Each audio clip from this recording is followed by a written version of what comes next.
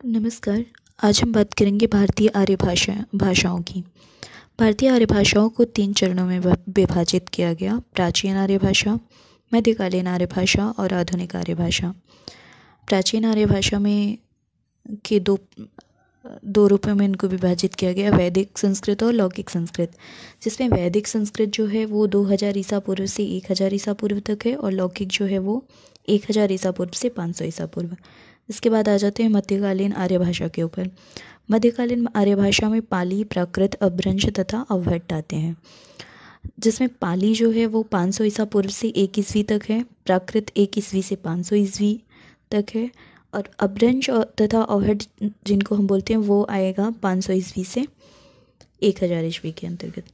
उसके बाद आधुनिक आर्य भाषाएँ आ जाएंगी, जिनमें हिंदी है, बंगला है, उड़िया है, मराठी, गुजराती, पंजाबी, सिंधी आदि भाषाएं आएंगी और वो 1000 ईस्वी से अब तक की आधुनिक आर्य भाषाएं जो हैं वो होंगी। इनमें बात करेंगे प्राचीन भारतीय आर्य भाषाओं की, तो वैदिक संस्कृत की बात करेंगे।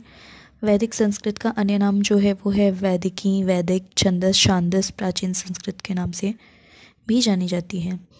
वैदिक संस्कृत में संहिता आएगा, ब्राह्मण आएगा, उपनिषद आएगा और लौकिक में जो हम अपने लोक व्यवहार के लिए शास्त्र पढ़ते हैं वो आएंगे। वैदिक संस्कृत में पहले संहिता आएगा। संहिता में ऋक् संहिता, 4 संहिता आएंगे: ऋक् संहिता, यजुः संहिता, साम संहिता और अथर्व संहिता। ब्राह्मण जो है वो कर्मकांडों की व्याख्या करने वाला ग्रंथ है। ब्राह्मण में भी 4 ब्राह्मण ग्रंथों की हम बात करेंगे। ऋग्वेद का ब्राह्मण ग्रंथ जो है वो ऐतरेय ब्राह्मण नाम से जाना जाता है।